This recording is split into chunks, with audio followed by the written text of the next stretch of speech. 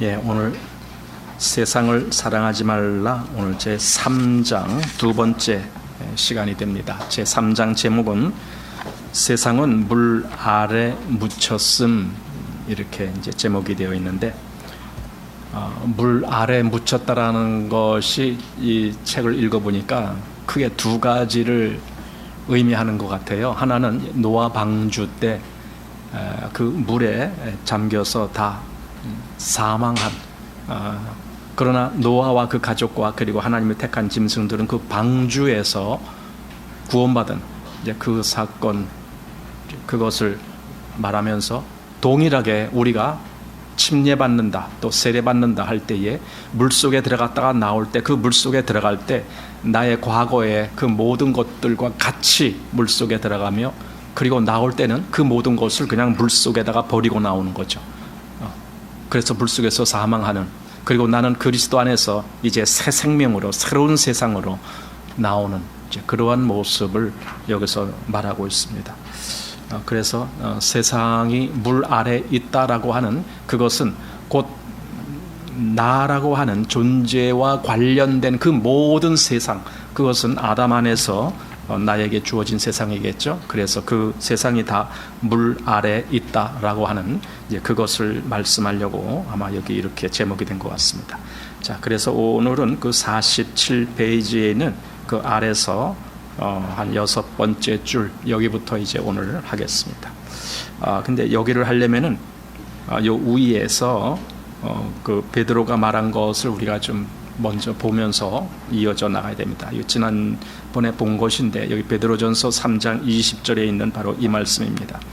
그들은 전에 노아의 날 방주 예배할 동안 하나님이 오래 참고 기다리실 때에 순종치 아니하던 자들이라.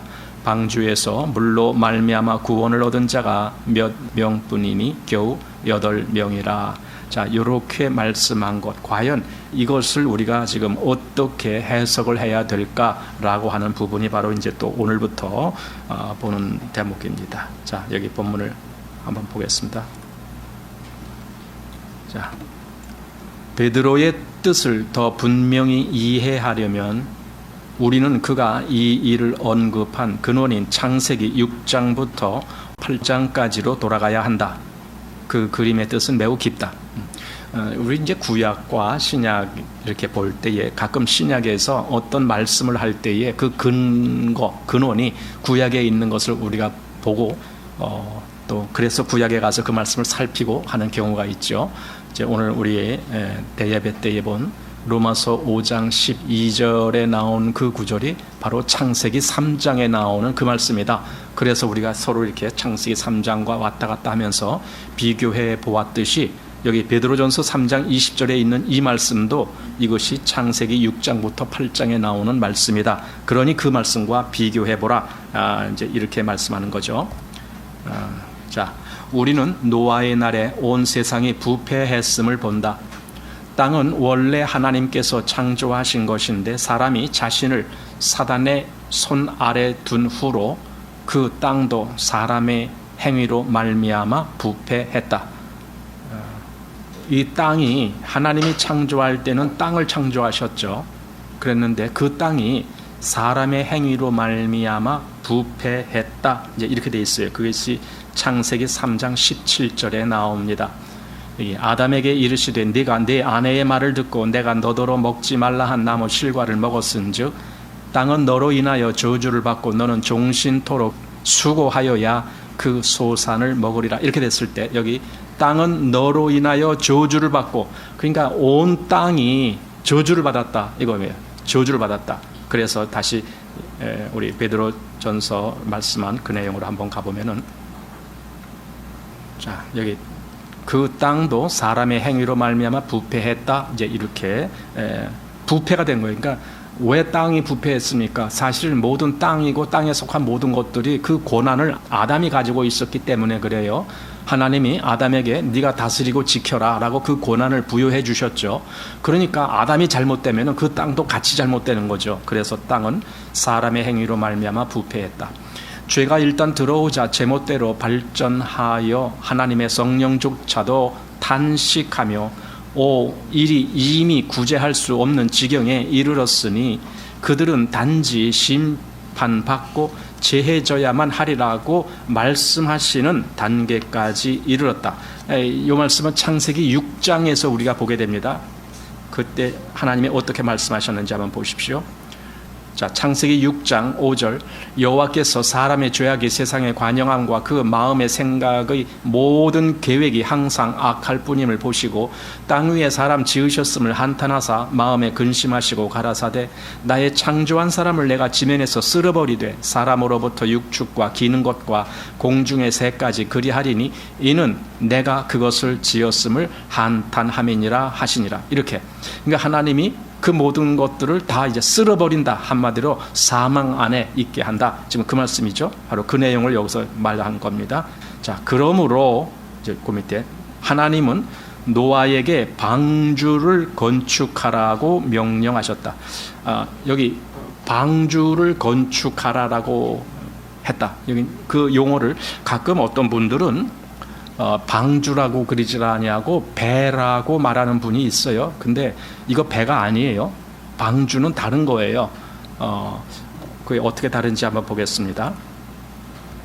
자, 맨 위에 방주 할 때 그 한자를 보면 이게 모방자예요. 모방. 그리고 배주자. 여기 모방이라는 것은 여러분 모가 뭔 줄 아세요? 도개걸윷 모가 아니고 금오가 아니고 모가진다 그런 거 아세요? 이렇게 요게 뭐예요? 요거 모서리 이런 거 모가진다, 모가 생긴다 그런 거잖아요. 그러니까 모가 있는 배다 이 뜻이에요. 일반적인 배는 모가 있으면 안 돼요. 매끄러워야 돼요. 그러나 이 방주라는 것은 모가 있는 거예요. 한마디로 사각형이다 이거예요. 사각형이 모가 4개가 있는 거거든요. 그래서 영어로는 아크라고 말하죠. 근데 방주를 아크라고 말하면 금방 이건 아크구나. 이거는 저 보트가 아니고 또는 쉽 이런 것도 아니고 이건 아크구나. 이건 금방 알아요. 아크가 뭔지를.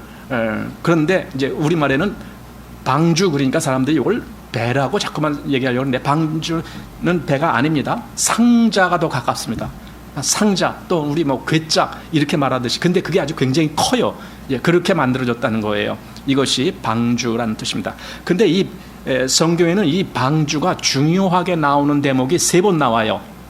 하나는 창세기 6장 14절, 또 하나는 출애굽기 2장 3절, 또 하나는 출애굽기 25장 10절.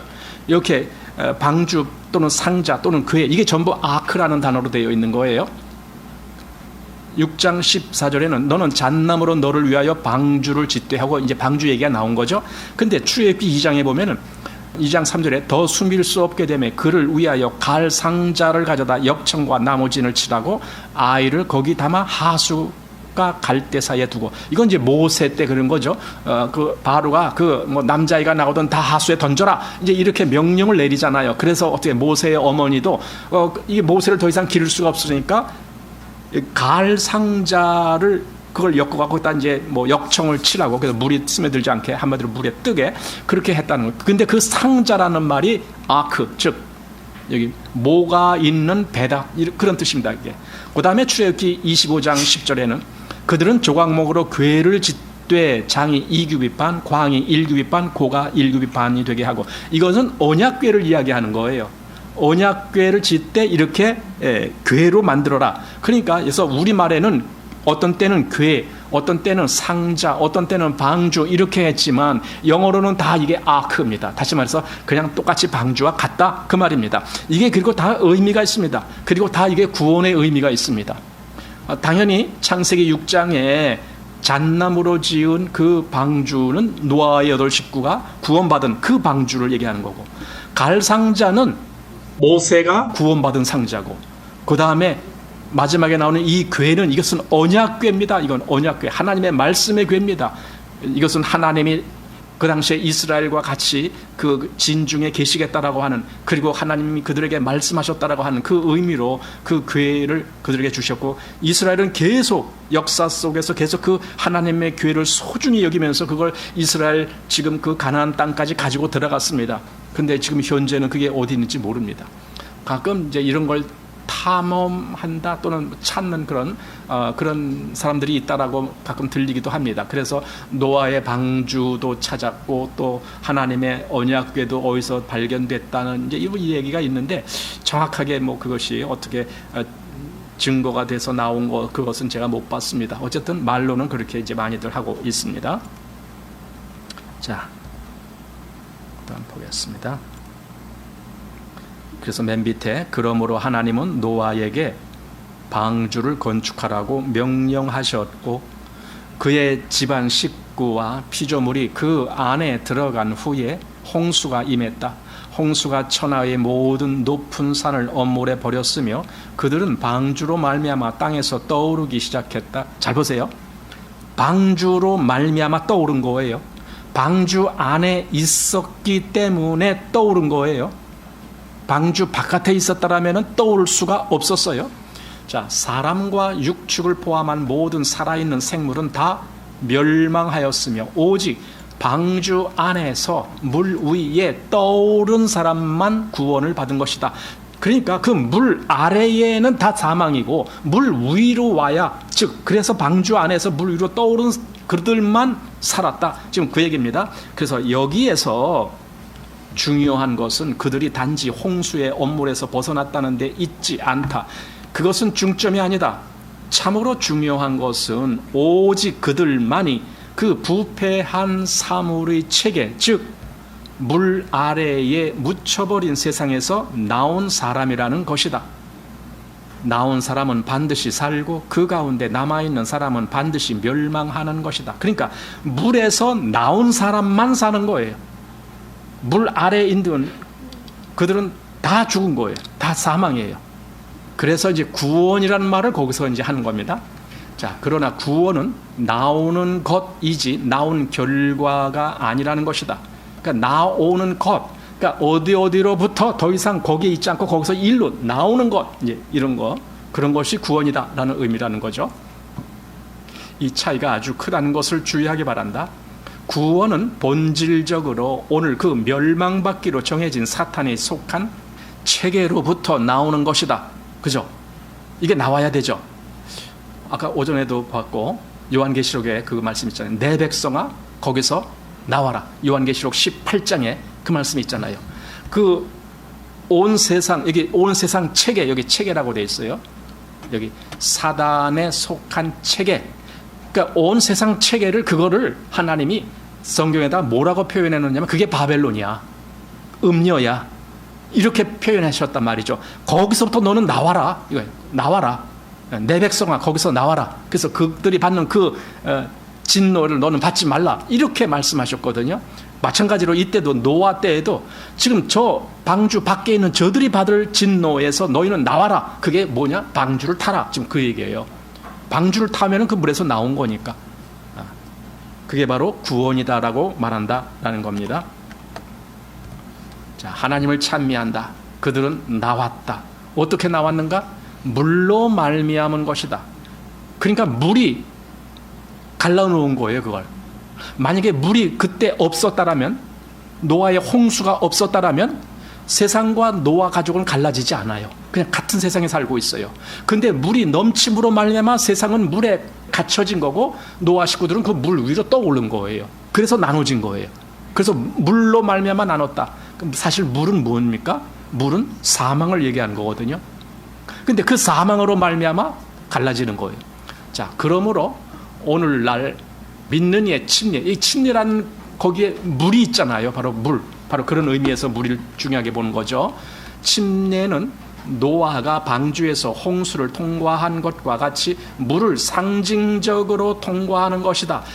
그래서 물론 이게 여기 상징적이라고 말을 했습니다. 상징적이라는 말은 하나의 모형 뭐 이런 의미로 해석해야 맞는다. 그러니까 이것은요 실제로 물에 들어갔다가 나오면은 살고 그거 안 오면 죽는다. 지금 그 말이 아닌 거예요. 이건 상징적인 의미가 있는 거예요.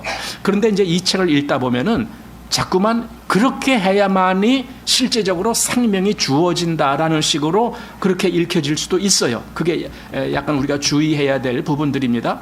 그러나 세례 또는 침례 그것 때문에 구원받는 게 아니에요. 그건 상징적인 의미예요. 더 중요한 것은 그 상징적인 의미가 어디서 이루어지느냐? 우리 마음에서 이루어지는 거예요. 그게 믿음이에요. 그게. 믿음으로 그 역사가 이루어지는 거예요. 침례라는 것은요, 그 내 마음에 그렇게 믿음으로 이루어진 역사를 겉으로 표현하는 상징인 거예요. 그러니까 여기 지금 물을 상징적으로 통과한 것이다 라고 하는 이 말이 맞는 거예요. 그런데 조금 더 보다 보면은 또 아닌 것 같이 그렇게도 말하기도 하고 그랬습니다. 자, 이 물을 통과하면 그들이 세상을 벗어나고 하나님께서 심판하신 사물의 체계와 심지어 그곳의 왕에게서 벗어남을 상징하는 것이다. 여기도 상징이라는 말을 썼습니다. 그러니까 이것이 실제야 그게 아니고 상징. 다분히 상징적인 것은 어떤 실제를 미리 보여주는 이런 의미가 있다라는 겁니다. 자, 그다음 보겠습니다. 나는 특별히 오늘 침례받는 사람에게 이 말을 하고 싶다. 침례받을 때 침례 시기에서 바로 이 설교가 있었던 거예요. 그래서 본 메시지는 1939년 5월 런던의 제1차 침례 집회에서 전한 것임 이렇게 했습니다. 그러니까 워치만리가 런던까지 가갖고 거기서 이 말씀을 전한 거예요. 자, 물 아래에 있다는 것이 단지 당신뿐만이 아님을 기억하기 바란다. 당신이 물속으로 들어갈 때, 이게 침례 때, 그러면 침례 때 어떻게 물속으로 잠기잖아요. 그래서 제가 지난번에도 말씀드렸지만 우리 보통 세례라고 해서 약식으로 하는 것이 있습니다. 오늘날 교회에서 요만한 그릇에 물 해갖고 그걸 이렇게 손으로 물 찍어서 세례받는 사람들에게 뿌려주는 것이 있어요. 그러면서 그걸 세례라고 하는 거예요. 이 물이 당신을 거룩하게 합니다. 그런 의미로 하는 거예요. 그러나 여기 침례라는 것은요, 그게 아닌 거예요. 의미도 그거 아니면 의미도 죄를 씻어준다라는 개념이 아니라 침례의 진짜 의미는 죽고 살아나는 데 있다는 거예요. 그것이 진짜 침례입니다. 그런데 당신이 물속에 들어갈 때, 즉 침례할 때 처음에 물속으로 들어가잖아요. 잠기는 거잖아요. 머리까지 쑥 들어가잖아요. 몽땅 들어가야 되는 거예요. 뭐가지 남겨두고 여기까지 들어갔다 나왔다. 그거 아닌 거예요. 그렇게 하는 거예요. 아니에요. 침례는 완전히 물속에 잠기는 거예요. 왜냐하면 나에게 속한 모든 것이 다 함께 물속에 들어간다. 그런 의미가 있기 때문에 그렇다. 여기 지금 그렇게 말하는 겁니다. 그래서 당신이 물속으로 들어갈 때 온 세상도, 사실은 온 세상이라는 게 당신과 관련된 세상, 그걸 얘기하는 거예요. 당신과 관련된 모든 세상, 그 세상도 함께 들어간 것이다. 당신이 올라올 때 그리스도 안에서, 이제 올라올 때는 그리스도 안에서, 이건 뭡니까? 그리스도와 함께, 그거죠. 그 안에서 그 풍랑 위에 떠 있는 방주 안으로 올라온 것이다. 다시 말해서 그 밑에 있는 모든 것들은 다 물에 수장됐습니다. 다 이제 끝났습니다. 죽었습니다. 그리고 당신만 그리스도 안에서 올라온 것이다. 자, 그러나 당신의 세상은 뒤에 남은 것이다. 즉 물속에 남은 것이다. 이런 의미로 침례를 한다. 지금 그런 뜻입니다. 당신에 대해 말한다면 그 세상은 마치 노아의 세상과 같이 침몰되고 엄몰되었으며 그리스도의 죽음 안에서 끝났으며 다시는 일어나지 못한다. 요즘도 가끔 인터넷상에 보면은요, 유튜브 같은데 그런 거 나와죠. 일본에 몇 년 전에 그랬잖아요. 그 동일본 쓰나미 그런 사건 터질 때 그때 그걸 계속 또 이렇게 가끔 보여주기도 하고 그래요. 봄님. 그때 그 쓰나미라서 그 물이 높이가 10m입니까? 15m입니까? 그런 바닷물이 갑자기 수위가 그렇게 높아져서 이렇게 오는 거예요. 그렇게 다가왔을 때 그냥 배도 그냥 막 떠내려가고 그리고 그 뚝을 그냥 넘어버려서 자동차들이고 뭐고 그냥 집들이고 웬만한 집들 다 쓸어가고 아주 큰 빌딩만 견디고 나머지들은 다 그냥 물에 쓸려가잖아요. 완전히 그럼 다 죽음이죠. 다 죽음. 심지어는 그 쓰나미가 온다라고 방송을 하는, 계속 그 마이크로 방송, 그 목소리가 외부로 나와서 사람들 막 이렇게 경계하게 했던 그 방송을 하는 아나운서 있어요. 그 동사무소 같은 데서 이제 방송을 한 거예요. 근데 그리고는 이제 그 방송한 사람 또 거기 직원들 해서 그 동사무소 그게 한 3층으로 되어 있나, 그리고 그 옥상에 올라가서 피했단 말이에요. 근데 그 건물까지 다 무너져 버렸어요. 그래서 그들도 다 죽었어요. 그러면서 나중에는 목숨을 바쳐가면서 방송을 했다 이렇게 얘기를 하지만 어쨌든 다 죽으면, 물속에 갇히면 다 죽음이에요. 뭐 짐승이고 사람이고 뭐고 하여튼 물속에 갇힌 것들은 다 끝난 거예요.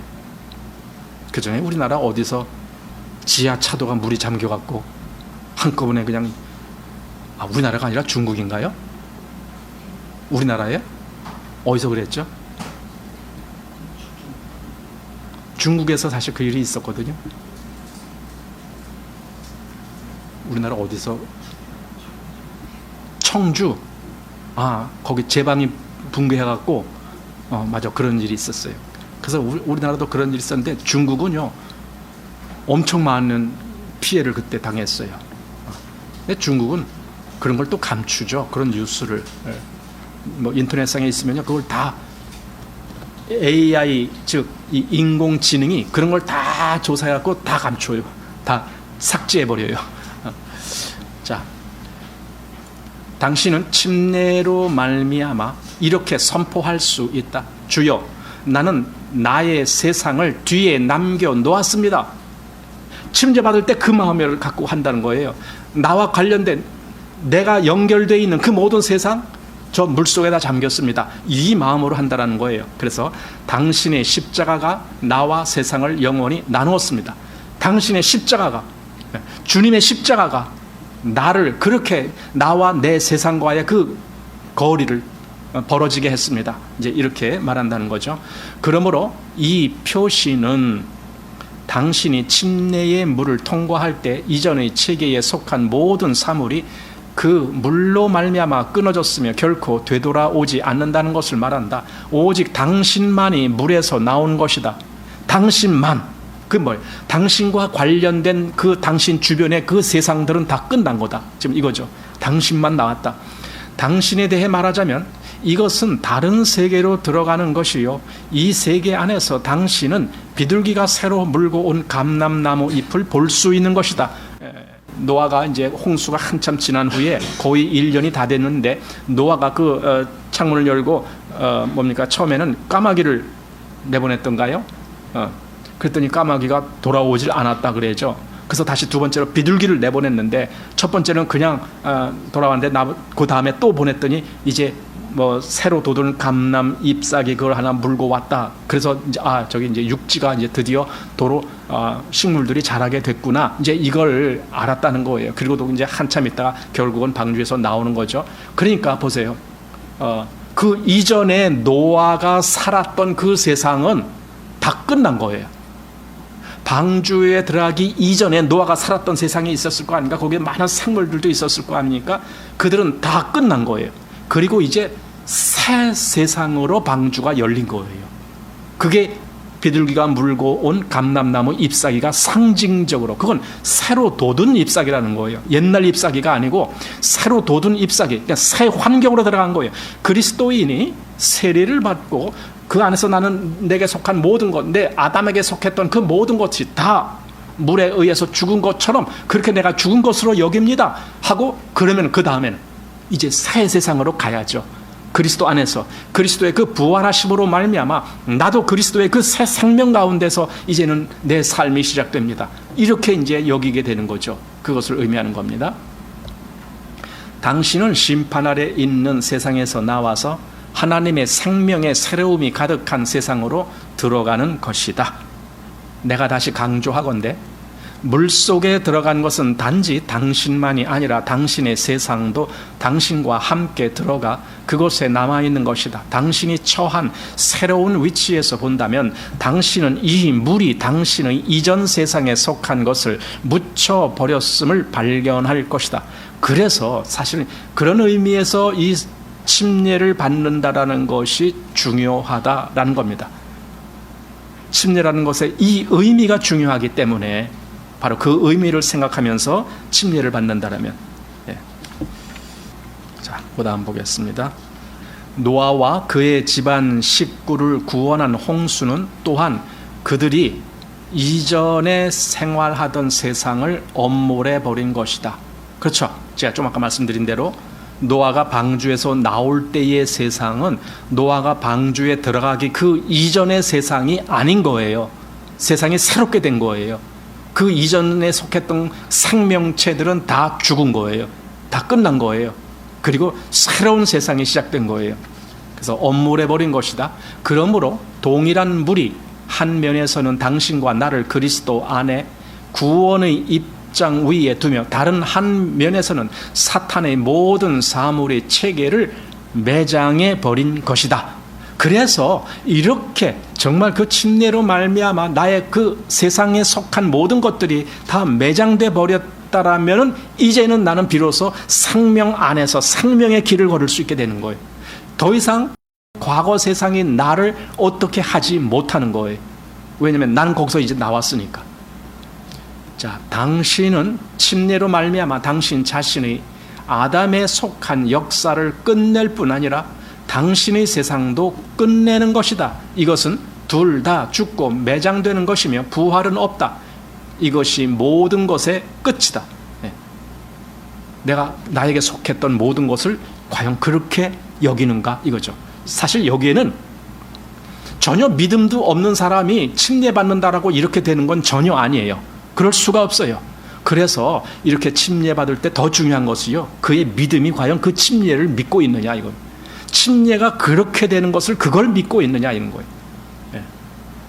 우리 보통 아멘 한다고 말하잖아요. 아멘. 그게 아멘이 뭐냐면, 예, 내가 그렇게 믿습니다. 또는 내가 그렇게 되기를 원합니다. 그게 아멘이거든요. 아멘. 그러니까 이 침례에 내가 아멘 하느냐 이거예요. 그 사람은 정말 그 믿음의 길을 갈 겁니다. 자, 이것은 당신이 이전의 세상적인 어떤 것도 새로운 세계 안으로 가져올 수 없다는 말이다. 아담 안에서 이전 영역에 속한 모든 사물은 그곳에 남겨졌으며 결코 되돌아올 수 없다. 아담에게 속했던 그 과거, 즉 내 육신에 속했던 그 과거, 그것은 다 물 아래 수장됐다. 자, 이전에 당신은 아마도 상점의 점원이거나 혹은 다른 사람의 종이었는지 모르며, 혹은 한 회사의 사장이거나 경영자 혹은 이사였을지도 모른다. 지금도 당신은 여전히 사장이거나 종일지 모르지만 당신이 하나님의 일을 만지거나 하나님의 교회 가운데 와서 하나님을 섬길 때 당신은 여기에 자유자도 없고 종도 없으며 고용주도 없고 피고용자도 없다는 것을 발견할 것이다. 예. 한마디로 이제는 세 사람밖에 없다. 지금 그 말이죠. 예. 자, 게다가 당신은 유대인이거나 이방인일 수도 있으며 아담 안에서 덕망이 높거나 평판이 극히 나쁠 수도 있다. 당신이 이 물을 통과할 때 그 모든 사물의 체계는 다 사라지며 결코 돌아오지 않는다. 도리어 당신은 그리스도 안에서 유대인도 없고 헬라인도 없으며 야인이나 스구디아인도 없으며 다른 어떤 것이 없고 오직 한 세 사람뿐임을 볼 것이다. 세 사람. 그리스도 안에서 새로운 피조물, 사도가 그 말을 하면서 뭐라 하냐, 이전 것은 다 지나갔다라고 얘기해요. 다 지나갔다. 새로운 피조물. 우리 골로새서 3장에 보면은 이렇게 되어 있습니다. 3장 7절에 너희도 전에 그 가운데 살 때에는 그 가운데에서 행하였으나 이제는 너희가 이 모든 것을 벗어버리라. 곧 분과 악의와 회방과 너희 입에 부끄러운 말이라. 그러니까 너희가 전에는 할 때에는 실제적으로 그 침례가 이루어지기 전이라는 의미죠. 너가 정말 그리스도 안에서 죽고 산 이 경험의 믿음으로 화했느냐, 그 이전을 얘기하는 거죠. 그때는 이 모든 것들이 같이 너와 있었지만 이제는 그거 다 지나간 거 아니냐. 그래서 이 9절 너희가 서로 거짓말을 말라 옛사람과 그 행위를 벗어버리고, 이거예요, 벗어버리고 새 사람을 입었으니 이는 자기를 창조하신 자의 형상을 쫓아 지식에까지 새롭게 하심을 받는 자니라. 그리스도인은 누구냐 했을 때 그리스도 안에서 새롭게 된 사람입니다. 이렇게 말하는 거예요. 그래서 이게 참 진짜 구원이 뭔지를 우리가 말할 때 가끔 이런 구원에 대해서 이상한 논리를 주장하는 사람들이 있거든요. 뭐냐면 말 그대로 논리 주장입니다. 우리 예수님 믿으면 다 구원받았어, 이렇게 얘기를 하는데 문제는 이 새로운 사람으로서의 이 능력이 보이질 않는 거예요. 그럼 뭐예요? 새 사람이 아니라 아직도 그 사람은 옛사람이에요. 옛사람. 그 그건 구원이 아닌 겁니다. 구원은요, 그 옛 사람에 속했던 모든 것으로부터 내가 거기서 나오는 거예요. 그래야 새 사람이 되는 겁니다. 자, 그래서 여기 뭐 야인이나 수구디아인도 없고 다른 아무것도 어떤 것도 없이 오직 새로운 한 사람뿐이다. 여러분, 정말 이렇게 우리가 믿어졌다라면, 마음에서 그렇게 믿어졌다라면 그리스도 안에서 이 새 사람이다. 과거에 나를 붙잡고 얽매였던 모든 것으로부터 나는 이제 떠났다. 이렇게 고백할 수 있다라면 정말 그 사람은 참 귀한 경험을 한 거라고 생각이 됩니다. 당신은 하나님의 생명의 비밀을 상징하는 감람나무와 그 잎이 특징인 영역 안으로 들어간다. 그래서 예수 그리스도의 부활하심으로 말미암아라는 이 구절은 장래의 모든 특징을 말해주는 것이다. 이렇게 말할 수 있는 거죠. 예수 그리스도의 부활함으로 말미암아, 그것이 아까 노아에게는 비둘기가 물고 온 감람나무 새 잎사귀고 그걸 의미하는 겁니다. 자, 이것은 당신이 하나님께서 창조하신 전혀 새로운 삶을 안으로 들어갔음을 나타낸다.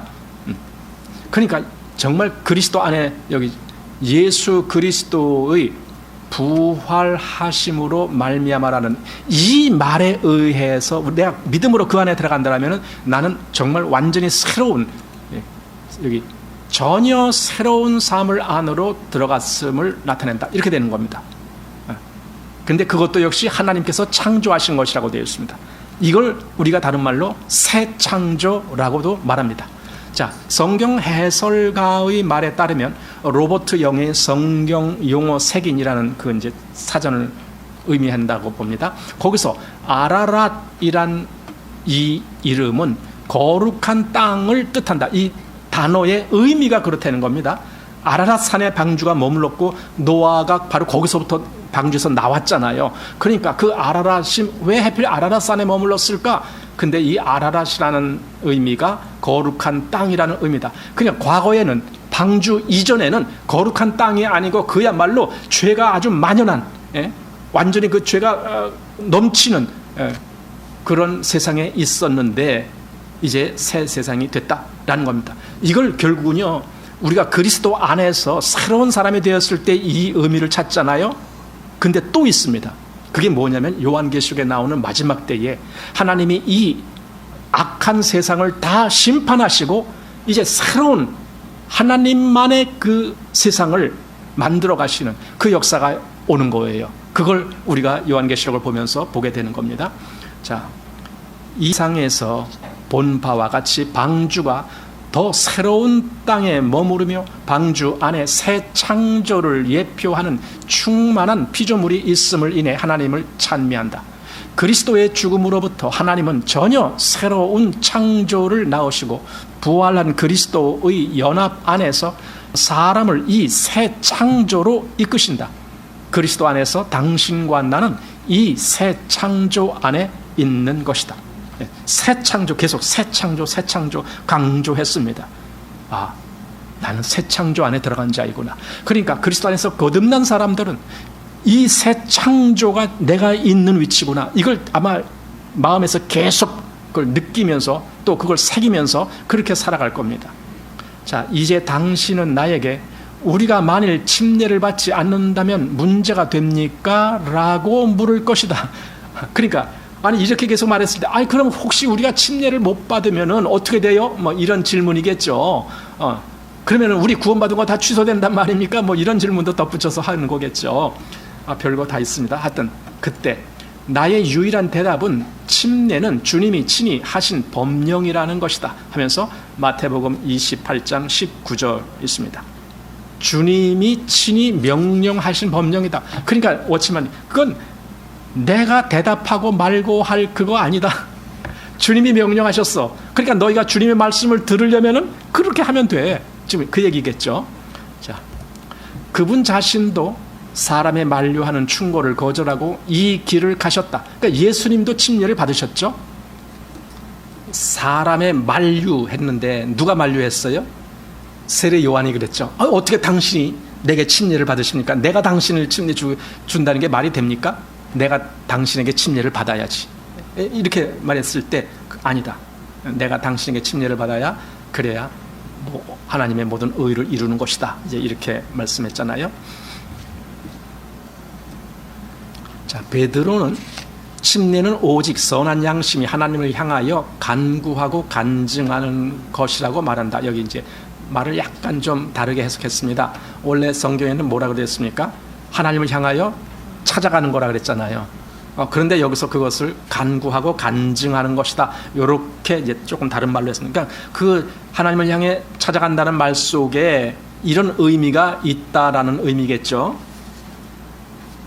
자, 간증은 곧 선포이다. 그러므로 당신이 언어로는 말해낼 수 없는 어떤 일을 당신의 행함으로 말미암아 확실히 선포하는 것이다. 이건 맞아요. 그러니까 이 세례는요, 선포하는 거예요.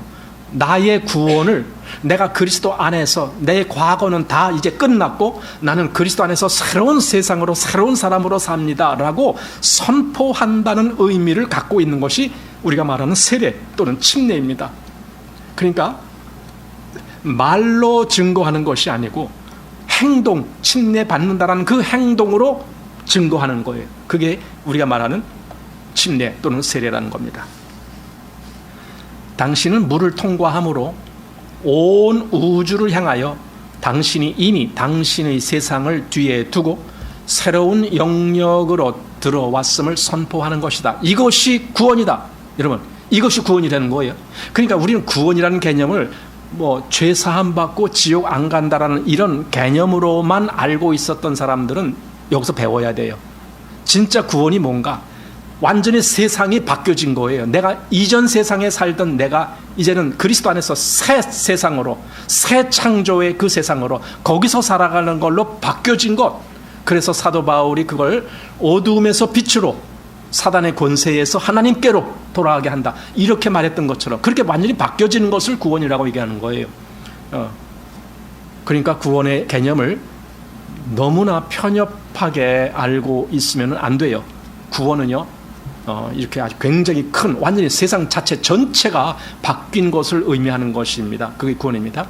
당신은 공개적으로 하나님께서 그리스도 안에서 당신을 안치하신 곳에 서는 것이다. 여기 안치했다라는 말을 하니까 좀 이상한 뜻도. 지금 죽은 사람들 안치하는 뭐 그런 거 할 때 쓰는 단어인데, 안치했다. 그러니까 그리스도 안에서 당신을 넣어준 곳, 바로 거기서 당신이 서는 거다. 바로 그 얘기를 하려고 지금 이렇게 말했던 거죠. 자, 우리가 만일 구원이 단지 지옥이나 죄와 관련이 있는 것이라고 생각한다면 우리는 성경 안에서 구원이라는 것에 관해 해석하기 매우 어려운 장과 절이 있음을 볼 것이다. 예를 들면 바울과 실라가 빌립보의 간수에게 한 말은 상당히 해석하기 어려울 것 같다 하면서 이제 구원을 거기서 얘기했던 것을 한번 해석해 보자라는 겁니다. 그 사람은 내가 어떻게 하여야 구원을 얻으리이까? 그 사도 바울이 빌립보 감옥에 갇혔을 때 그 일이에요. 그때 이제 그 빌립보 감옥을 지키는 간수가 있었거든요. 근데 그때 사도 바울과 실라가 그때 그 밤에 그 감옥에 있으면서 거기서 하나님을 찬송하고 영광 돌리는 그런 일을 한 걸 그걸 간수가 다 봤단 말이에요. 근데 그날 밤에 막 놀라운 일, 막 땅이 흔들리고 막 옥문이 다 열리고 막 그랬어요. 그러니까 이 간수는 깜짝 놀라서 아마 살짝 졸았나 보죠. 졸다가 깜짝 놀라서 보니까 감옥 문이 다 열렸어요. 그러니까 어떻게 해요? 이거 죄수들이 다 도망갔구나. 그럼 죄수들을 지켜야 할 책임이 자기에게 있는 건데 다 도망갔다라면 이제 자기도 이제 죽어야 되는 거예요. 왜 너 못 지켰어 하고 자기도 끝나는 거거든요. 실제로 그렇게 해서 죽은 사람들이 앞에 있었잖아요. 사도행전 앞에 보면은 저 사람들 다 죽여라 뭐 이렇잖아요. 그러니까 사도 바울 지켰던 그 간수가 그런 상태에 있는데 그래서 자결하라고 했다. 그런데 사도 바울이 잠깐 우리 아직 도망가지 않고 여기 있어. 그러니까 자결하지 말어. 그랬을 때에 이제 그 간수가 그들 앞에 부복하면서 하는 말이 선생들이여 내가 어떻게 하여야 구원을 얻으리까? 라고 말했을 때에 주 예수를 믿으라 그리하면 너와 내 집이 구원을 얻으리라. 그 말씀을 했단 말이에요. 그 말씀을. 그게 사도행전에 나오는 말씀이거든요. 예. 자, 그래서 내가 어떻게 하여야 구원을 얻으리까? 라고 물었다. 당신이라면 어떻게 대답하겠는가? 당신이 오늘날 정통적인 복음 전파자라면 당신은 자신 있게 이렇게 말할 것이죠. 주 예수 그리스도를 믿으라. 그리하면 내가 구원을 얻으리라. 이렇게 말할 것이라는 거예요. 내가 구원을, 그렇죠. 믿는 자가 구원을 얻을 것이니까 내가 주 예수 그리스도를 믿으면 내가 구원받아. 이렇게 말했을 것이라는 겁니다. 그런데 성경은 내가 구원을 얻는다라고 말하지 않았다라는 거예요. 그럼 뭐라고 말했어요? 사실상 바울은 너와 내 집이라는 말을 추가했다. 그러니까 내가 구원을 받는다는 것이 아니라 너와 내 집이 구원받는다. 그러면 생각해 보는 거예요. 아니, 믿는 건 네가 믿었는데 어떻게 네 집까지 다 구원받냐? 네? 그러니까 정말 믿어서 죄 사함 받고 정말 믿어서 지옥 안 가고 그걸 구원이라고 본다면 그 믿는 그 당사자만 받는 거지. 어떻게 집안 사람들이 다 구원을 받느냐? 지금 이 얘기예요. 그러니까 여기서 말한 구원이라는 개념은 그걸 말하는 것이 아니다라는 거예요. 그게 말하는 것이 아니다. 그럼 뭔데? 어떤 세상에서 다 나오는 걸 얘기하는 거예요. 네? 조금 아까 본 구원의 개념에서 뭐 노아도 그랬고 세례받는 것도 그랬고 해서 어디에서 다 나오는 거예요. 즉 그 전까지는 사단이 관여하는 세상에서 나와서 이젠 그리스도 새로운 세상으로 간 그걸 얘기한다. 지금 그겁니다. 그래서 당신은 틀림없이 놀라면서 당신의 뜻은 내가 만일 주 예수를 믿으면 나와 내 집이 구원을 얻는다는 말입니까? 라고 말할 것이다. 깜짝 놀랄 거죠. 어떻게 내가 믿었는데 내 집이 다 구원받습니까? 지금 그렇게 질문하는 거죠. 자, 이제 우리도 반드시 근신해야 한다. 근신이란 말은 주의하라 이거야. 이걸 정말 제대로 알기 위해서 그 말입니다. 자, 바울은 주 예수를 믿으라. 그리하면 너와 내 집이 영원한 생명을 얻는다라고 말하지 않았다. 바로 그 얘기가 아니다라는 거예요. 그는 주 예수를 믿으라. 그리하면 너와 내 집이 구원을 얻으리라고 말했다. 그러니까 영원한 생명을 얻는다라는 개념하고 구원을 얻는다라는 개념하고는 이건 좀 차이가 난다는 거예요. 물론 중복되는 영역이 있어요. 구원받는다라는 개념하고 영원한 생명을 얻는다는 것도 의미적으로 중복되는 영역이 있지만 본질상은 다른 의미다 이거야. 주 예수를 믿으라. 새로운 어떤 그런 의미로 볼 수 있어야 됩니다. 바울이 여기서 주의하는 것은 사물이 체계이며 그의 관심은 간수가 그 체계를 거절하고 떠나는 것이라는 사실을 기억해야 한다. 간수는 한 집의 주인이다. 즉 가장이다 라는 뜻이죠. 그가 그날부터 그와 그 집이 주님을 섬기겠다고 선포한다면 이 선포를 모든 사람이 듣게 될 것이며 행인조차도 그들의 집 문을 가리키며 그들은 그리스도인이야 라고 말할 것이다. 왜? 그 집 가장인 이 주인이 선포를 했기 때문에 나와 내 집은 주님을 섬길 것이다 선포를 했기 때문에 그러니까 이 집이 구원받은 거예요. 그렇게 되면은 이 집이 더 이상 사단의 그 체계 속에 있는 것처럼 그렇게 살질 않고 이제는 그리스도 안에서 사는 것처럼 사는 그런 집안이 됐다. 지금 이 말이에요. 그 집안이. 그래서 너와 내 집이 구원을 얻는다. 이 말입니다. 자, 이것이 구원의 의미다. 당신은 자신이 다른 세계에 속했음을 선포하는 것이다. 사람들은 당신을 가리켜 맞아, 이 집은 그리스도인의 집이야, 그들은 주님께 속했어 라고 말할 것이다. 이것이 바로 주님께서 당신이 얻기를 갈망하시는 구원이다. 그러니까 주님이 정말 이걸 우리가 이렇게 되기를 원하신다 이거예요. 당신이 공개적인 간증으로 말미암아 당신은 하나님 앞에서 나의 세상은 지나갔다, 그러니까 나의 옛날 세상을 지나갔다 그거죠. 나는 다른 세상에 들어가고 있다라고 선포하는 것이다. 예. 자, 주님이 우리에게 이러한 구원을 주시기를 바라며 우리가 낡고 멸망받기로 정해진 사물의 체계 안에서 뿌리째 뽑혀서 하나님의 새로운 세계 안에 견고하게 심겨지기를 원한다. 그러니까 이게 어디 어느 체계 어느 세상 거기에 속해 있고 그렇게 자랐고 그렇게 살았는데 거기서 이제 완전히 뽑혀서 뿌리째 뽑혀서 완전히 새로운 세상에 들어가기를 원한다. 지금 이 말입니다. 그래서 이게 말하자면 바벨론에서 나와라. 우리 지난번에 본 요한계시록 18장 여기 보면 그런 말씀이 있어요. 18장 여기 4절에 보면은 또 내가 들으니 하늘로서 다른 음성이 나서 가로되 내 백성아 거기서 나와 그의 죄에 참여하지 말고 그의 받을 재앙을 받지 말라. 여기 그의 죄, 그의 받을 재앙, 그가 누굽니까? 그게 바벨론이에요. 근데 하나님 바벨론의 심판을 내리는 거예요. 무너졌도다 큰 성 바벨론이야. 그러면서 내 백성아 너희는 거기 있지 마라. 너희는 거기서 나온 백성이야. 좀 그걸 말씀하는 거죠. 자, 이 일에 있어서 또한 적극적인 방면이 있음을 인해 하나님께 찬양한다. 여기 적극적인 방면이라고 했는데 좀 말이 그래요. 적극적인 방면, 우리가 뭘 적극적으로 하는 건가? 이렇게 생각하기 쉬운데 적극적이라기보다는 긍정적인, 영어로는 원래 positive side 이렇게 돼 있거든요. 긍정적인 그런 방면, 그것이 있다. 그게 뭔지 이제 이 뒤에 보는 거예요. 우리는 예수 그리스도의 부활로 말미암아 구원을 얻는다. 또한 베드로는 계속하여 예수는 이미 하늘에 오르사 하나님 우편에 계시니 천사들과 권세들과 능력들이 저에게 순복하느니라고 말한다. 하나님은 이미 그분의 아들을 모든 것 위에 세우시고 모든 권세자들이 그분께 굴복해 하셨다. 이 일을 할 수 있는 하나님께서 좋게 나의 몸과 혼을 다른 영역으로 이끄실 수 있다. 하나님은 우리 그리스도를 그렇게 부활하심으로 말미암아 새로운 위치로 넣어주신 그 역사를 하신 하나님이라면 나를 충분히 과거 아담 속에서 사단에게 속했던 그 영역에서 이제는 그리스도 안에 새로운 세계로 넣어줄 수 있는 그 일을 분명히 하실 것이다 라고 그 신뢰를 할 수 있다는 거죠. 그러므로 개괄적으로 말한다면 여기에는 두 세계가 있다. 하나는 아담 안에 있는 세계로 사단의 엄격한 통제를 받는 곳이며 다른 하나는 그리스도 안에 새 창조로 하나님의 성령께서 운행하시는 영역이다. 이 두 세상이 있습니다. 여러분 그리스도인들은 그래서요 이걸 반드시 알아야 돼요. 나는 어느 세상에서 살고 있느냐. 우리가 비록 세상에 살고 있어도요 세상에 속한 자로 살질 않아요.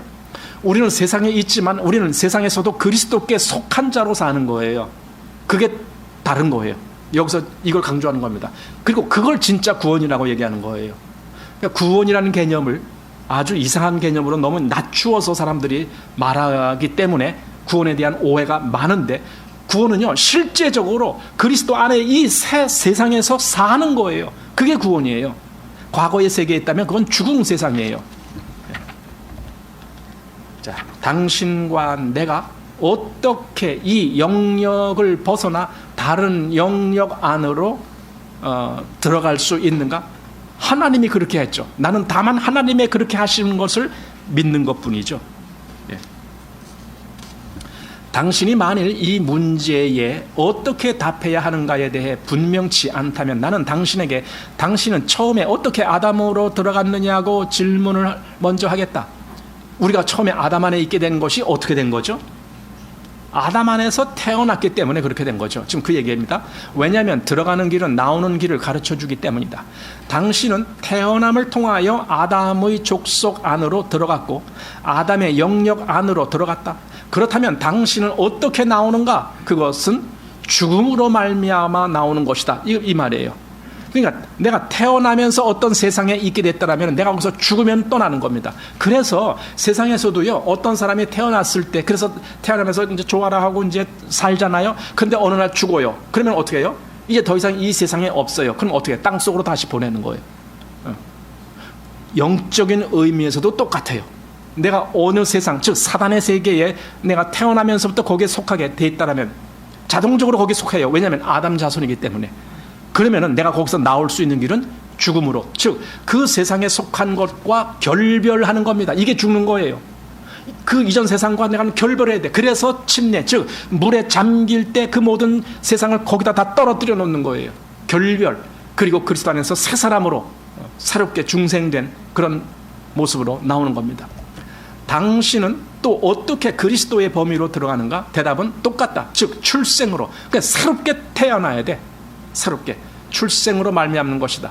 하나님의 집에 들어가는 길은 예수 그리스도께서 죽음에서 부활하심으로 산 소망에 이르게 하신 거듭남을 통하여, 거듭남이 이게 새롭게 태어난다. 즉 중생, born again, 다시 태어나는 것, 그걸 통해서 들어가는 거예요. 거듭나지 아니하면, 그래서 예수님이 요한복음 3장에서 사람이 거듭나지 아니하면 하나님 나라를 볼 수 없다. 예, 볼 수 없느니라. 거듭나야만이 그 나라를 볼 수 있다. 거듭나야만이 그 나라에 들어갈 수가 있는 것처럼 지금 이 얘기입니다. 당신이 그분의 죽으심을 본받아 연합한 자가 되었다면 또한 그분의 부활하심을 본받아 연합한 자가 된다. 죽음은 당신과 남은 세상과의 관계를 끝내는 것이고, 끝낸다. 이게 죽음이라는 개념입니다. 죽음은 무엇과 결별하는 거예요. 이 세상에서 우리가 살다가 죽잖아요. 그럼 나라는 육신과 나의 실제적인 내 혼이 끝나는 거예요. 결별하는 거예요. 떠나는 거예요. 하나님 앞에서의 이 죽음, 사망이라는 것은요, 하나님과 영원히 떨어지는 겁니다. 그래서 죽음은 결별하는 겁니다. 여기 관계를 끝내는 것입니다. 그리고 부활은 당신을 이끌어 이 새로운 세상과 살아있는 접촉을 갖게 한다. 새 세상에서. 근데 구원받았는데 이전 세상과 똑같은 그런 위치로 살아간다. 그럼 그 구원 아니에요. 구원이 아니에요. 마지막으로 우리가 물어야 하는 것은 이 두 세계를 나누는 것은 무엇인가 하는 것이다. 그 사이에 디딤돌은 무엇인가? 장사되는 것이 아닌가?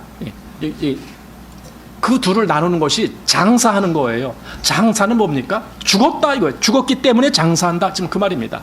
자, 그러므로 우리가 그의 죽으심 안으로 침례를 받음으로 그와 함께 장사되었나니, 이렇게 말하는 거예요. 장사되었다.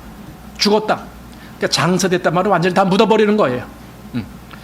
이러한 관점에서 볼 때 죽으심 안으로 장사되었나니는 강렬한 종교를 말해준다.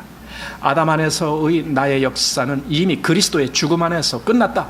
여러분, 이 끝났다라는 걸 선포할 수 있습니까? 아담 안에서 나의 그 모든 역사는 끝났어. 그리스도의 죽음과 그리스도의 그 십자가와 함께 끝났어. 그리스도가 그 땅 속에 장례되어질 때 나도 그 속에 같이 들어가서 거기서 끝냈어. 이 믿음을 가질 수 있는가? 자, 이러므로 내가 그 장례를 치를 때 나는 이미 끝났다고 말할 수 있다. 그럴 뿐 아니라 또 다른 한 면이 있음을 인해 하나님을 찬미한다. 그리스도가 어떻게 됐어요? 죽음에서 부활하셨으므로 내가 물에서 나와 걸어갈 때 새 생명 가운데 행하는 것이다. 여러분, 그런데요, 이렇게 어떻게 하면 그럼 그리스도와 함께 죽고 어떻게 하면 그럼 다시 그리스도와 부활에 내가 다시 함께 하느냐? 이거 어떻게 내가 빨리 뛰어가서 그리스도를 꽉 붙잡고 있어야 됩니까? 어떻게 됩니까? 어떻게 그렇게 된단 말입니까? 여러분, 그 일을 하나님이 하셨다는 거예요. 그 얘기가 어디 나옵니까? 우리 고린도전서 1장 30절에 보면 너희는 하나님께로부터 나서 그리스도 예수 안에 있고, 이 역사를 누가 했느냐고요. 이걸 그게 하나님이 하신 거예요. 왜냐하면 하나님이 애초에 에베소서 1장 4절에 보면은요, 창세 전에 그리스도 안에서 우리를 택하셨다 그랬잖아요. 근데 그게 그리스도 안이에요. 그리스도 안에서 우리를 택하셔서 결국은 우리로 그리스도 안에 있게 하신 거라는 거예요. 그래서 그리스도 안에 거하게 하셨다. 지금 요 말씀을 하는 거예요. 그러니 하나님이 그렇게 하셨어요. 그럼 우리는 뭐예요? 하나님이 그렇게 하신 것을 내가 믿습니다. 믿는 거예요, 그걸. 아브라함에게도 황당한 소리같이 네 자손이 이렇게 저 하늘의 별과 같이 그렇게 많게 하겠다 했을 때 아브라함이 그 말씀을 믿었잖아요. 그 말은 뭐예요? 믿었기 때문에 그 믿음을 하나님이 그의 의로 여기셨다라고 한 것처럼 우리도 똑같은 겁니다. 하나님이 나를 그렇게 그리스도 안에서 그렇게 넣어주셨군요. 이걸 나는 믿을 수 있는 거예요. 왜냐하면 그걸 위해서 그리스도께서 죽으시고 부활하셨으니까. 그리스도의 죽으심과 부활이 헛되지 아니하다라면 그건 진짜 있는 거예요. 그래서 나는 그리스도 안에서 이제 새 세상에 존재하는군요. 내가 그걸 믿어요. 그걸 믿습니다. 그러니까 나는 이제 새 사람으로 사는 겁니다. 이렇게 고백할 수가 있는 겁니다.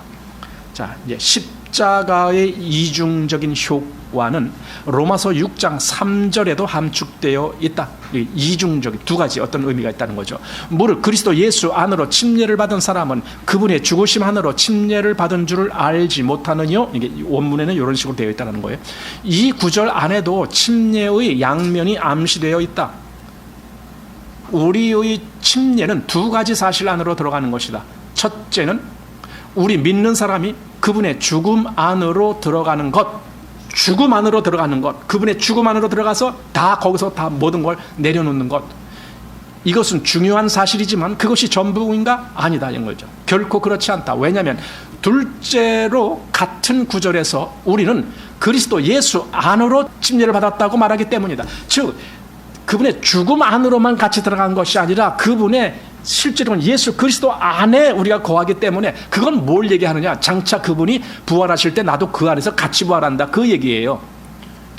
자, 그리스도의 죽음 안으로 들어가는 것은 나와 이 세상과의 관계를 끝내는 것이다. 그러나 그리스도 예수의 산 인격, 즉 새로운 족속의 머리 안으로 침례를 받는 것은 나를 위하여 전혀 새로운 사물의 세계를 열어주는 것이다. 그래서 새 세상, 그리스도 안에서의 새로운 역사가 시작되는 것이다. 내가 물속에 들어감으로 모든 것을 이루어지게 했으며, 이것은 공개적으로 한 가지 일, 즉 들리어진 인자, 이게 십자가에 들리어진 주님을 얘기하는 거죠. 들리어진 인자가 나를 매혹시키어 그분께 돌아가게 한 그날부터 이 세상이 심판받았다는 것이 나에게 참된 것이 되었음을 시인하는 것이다. 이것이 어떠한 복음인지, 이 복음, 그러니까 그저 죄 용서받았다라는 그 복음을 이야기만 하지 말고 지금 여기서 내가 새 세상의 그리스도와 함께 바로 난 거기 갔다라고 하는 이런 복음을 또한 말해봐라, 이거죠. 그래서 이것이 어떠한 복음인지 우리는 온 피조물에게 이것을 전파해야 한다. 그러니 여기 아까 제목에 3장 제목이 세상은 물 아래 어떻게 됐다고요? 묻혔다. 어떻게? 그게 침례예요. 그게 침례로 말미암아 이 세상을 내가 이 물 아래다 다 갖다 떨고 놓은 거죠. 그리고 나는 새롭게 그리스도 안에서 그리스도와 하나로 그리스도 안에 거하는 자로 새로운 세상을 살아가는 거예요. 여러분, 지금까지 내가 설명을 아무리 잘해도 그건 논리이고 이론입니다. 그런데 그 논리와 이론이 어떤 사람에게 믿음으로 작용될 때 그것은 실제가 되는 겁니다. 그래서 믿음이 필요한 겁니다. 자, 나는 그래서 우리 성도님들 중에 더 많은 사람들이 이렇게 되기를 원합니다. 기도하겠습니다.